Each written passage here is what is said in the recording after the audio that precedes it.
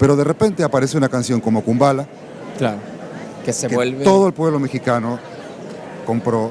Sí, de hecho el disco, el Circo de la Maldita, está muy relacionado con lo que dices. Bueno. Justo con cruzar ese puente, ¿no?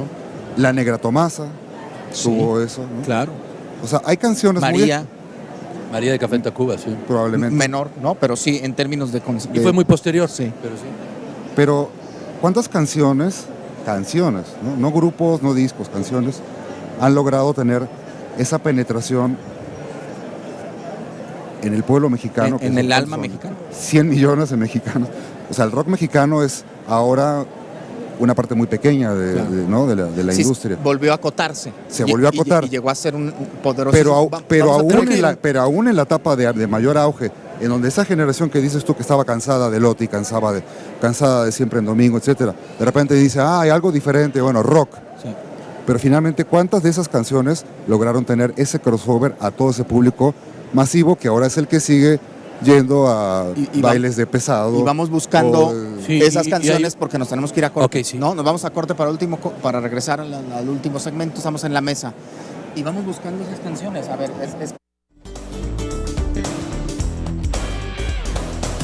La mesa.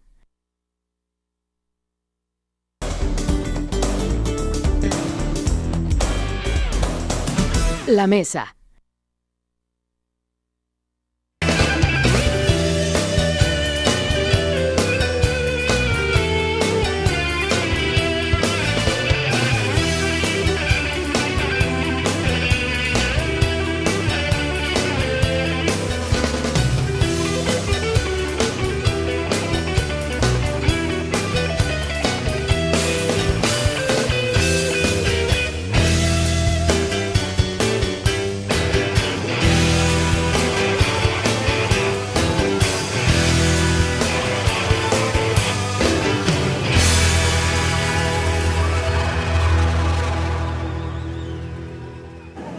Estamos de regreso en la mesa, soy Álvaro Avitia desde la FIL, estamos escuchando Miedo, también otro clásico. Nos queda ya muy poco tiempo para ir cerrando, nos quedamos en buscar clásicos del rock mexicano que estén en todo mexicano. Encontramos dos que podemos asegurar, La Negra Tomasa y Kumbala. Y quizás Rayando el Sol, queramos o no queramos. Llegando a la fiesta. Llegando a la fiesta, que eso que no eran Rostros Ocultos, no eran los clips. Montana. No. Ah, no. Les pusieron Montana porque era un trato ahí con los cigarros. Es cierto. Eran los clips. Sí. ¿Tú te acuerdas de alguna otra canción que se haya quedado así en el...? Ustedes propusieron ese tema, yo iba a proponer, en algún momento creo que el maestro José Manuel Aguilera le preguntaron cuál era el mejor guitarrista de este país. Para no meterse en Honduras, ¿no? Con el maestro también Margovich, él decía que él prefería de guitarreros mejor lireros. Y hablaba del primer guitarrista de La Maldita que no era el Pato, ¿se acuerdan? Tiki. El Tiki. Entonces era y era bien sabroso su estilacho. Entonces, digo, ustedes están hablando de canciones como tal, pero sí está canijo. Sí está canijo. Bandas, pues ya las mencionamos todas, ¿no? Estamos hablando de canciones que hayan logrado tener ese crossover hacia toda la Si es que Kumbala la puedes escuchar en una boda en San Luis Potosí o aquí en... Sí, pero además, con sobre los todo, Pipi es el Nice. crossover de género, pues, ¿no? Sí. Sí. O sea, porque Llegando a la Fiesta no tiene eso. No. O sea, no tiene la parte como latina, guapachosa, que justo como dices tú, Ingrata llega de Tacuba. al otro. Ingrata sí lo tiene. Pero Nada más pero que no está en tiene, todo... no tiene el arraigo, pues, de las otras piezas, ¿no? Sí. Esa es una parte vaya, que merece análisis, ¿no? Sí, muchísimo. Porque también en Argentina no existe ese problema, porque no existe tampoco esa otra música Exactamente. como en México. O sea, no existen pesado, Sí, grupero, norteño. arrolladora, Sí, o sea, eso que es la mayoría de lo que le gusta al pueblo mexicano, ¿no? Totalmente. Tengo una posible opción. A ver. Los Lobos en el este de Los Ángeles. Bueno. Pueden pasar del blues claro. y luego tocar algo No, de bueno, los de Latin folclore. Playboys y... Exactamente. No, bueno. Pero México como tal, no, tal vez los países. Ahí Quiero habría- más y más y más. Habría que también hablar ahí en su momento de ¿Qué pasa? lo que pasa en Estados Unidos con la música latina, ¿no? Oigan, a ver, porque nos va a quedar poco tiempo. Sí. Viene esto y la pregunta, ya no pasó. ¿Está pasando? ¿Hay avisos de que vuelva a pasar? Porque Lo ahora que hay comentabas casi tú. igual el número de bandas que Bueno, de público. yo lo que estaba comentando ahora en los anuncios era que, claro, hay que decir que hubo un momento en donde algunos grupos se posicionaron con enorme fuerza en la industria formal, luego eso permeó a otros lados vino el debilitamiento de la industria por formatos y por un montón también de malas decisiones. Pero justo hoy, que no es tan posible pensar en vivir del rock and roll, pues hay una enorme cantidad de bandas en sellos independientes que están tocando por la música misma, ¿no? Y que están intentando un nivel de autogestión diferente, aprovechando pues las tecnologías y lo que existe. Entonces, yo no creo que se vuelva a dar un movimiento tan hegemónico,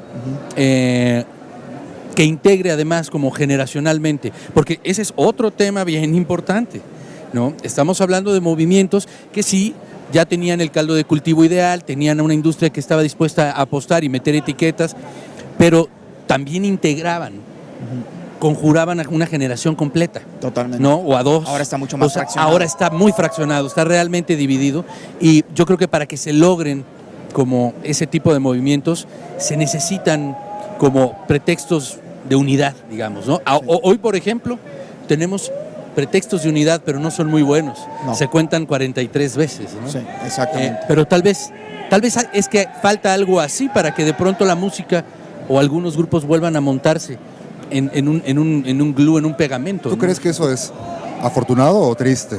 Yo creo que es natural. Fíjate que yo no suelo pensar con melancolía en lo que pasó. Sobre todo cuando la historia misma te va mostrando momento a momento que es un ser vibrante, inacible, ¿no? Y que no puedes cabalgarlo siempre con comodidad. He discutido, por ejemplo, con grandes amigos que están con popstars, ¿no? El asunto del cambio de la industria y lo que a ellos, cuánto les molesta la piratería, por ejemplo, cuánto les molesta la inconsciencia de las nuevas generaciones en el uso. Y yo lo que digo es, bueno, sí, pero no, porque es algo natural, es como el Big Bang, o sea, sucedió y seguimos avanzando con una ruta, ¿no? Y no me parece triste, me parece que sucede de manera natural y veremos. De manera distinta, me refiero al hecho de que tenga que pasar un fenómeno como un golpe de Estado. No, eso desde luego que es triste, ajá, ¿no? Pero refiero. Sí creo que la música estará siempre, y sobre todo la música de rock, lista y alerta. Ojalá, es más, corrijo un poco, debería de estar lista y alerta para fungir ese papel, no como una responsabilidad panfletaria, pero sí como una postura estética que simbolice la libertad, ¿no? Y que simbolice cierta energía de un pueblo unido, ¿no? Y valiente. La verdad es que hay que decirlo, hoy por hoy las bandas de rock que tienen más poder no están muy metidas en el asunto, en su propia obra. No estoy diciendo que se vuelvan panfletarios. Se puede hacer lo que tú haces desde tus terrenos, pero atendiendo un poco a esas realidades. Me refiero más allá del discurso en sí, de pararte y en un escenario contar hasta 43, ¿no? Lo cual es bien importante. Es que lo contestatario es muy... puede llegar a ser así como muy ambiguo. Cuando Paul McCartney cantaba I Wanna Hold Your Hand, obviamente no estaba diciendo ¿qué voy a hacer después de agarrarte la mano, ¿no? O a la chica de 17 años, pero en su momento era contestatario, cantar algo así, ¿no? Eso es justo a lo que me refiero. Lo contestatario tiene muchos niveles de sutileza y de inteligencia. Claro. O sea, tienes toda la razón porque se puede ser contestatario desde muchas partes, desde muchos frentes, desde muchas visiones. Pero ¿quién fue el que dijo que el rock tenía que ser contestatario? Esa es una pregunta que hablando de lo que mencionabas tú muy al principio antes de salir al aire, de las etiquetas o del significado de las palabras cuando se dice rock, ¿no? Rock, un grupo de rock puede ser de derecha. Por supuesto. Un cantautor puede ser de protesta o un grupero puede tener alguna propuesta contestataria.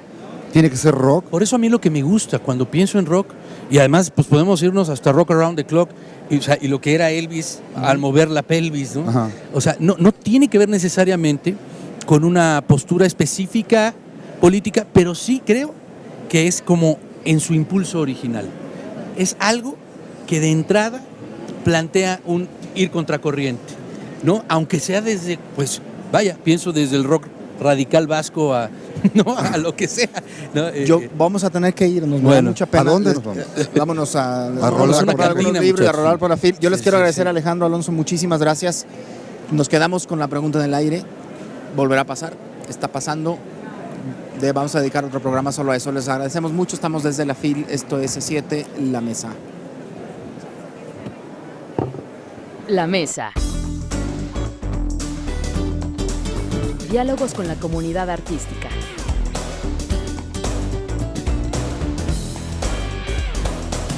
La Mesa.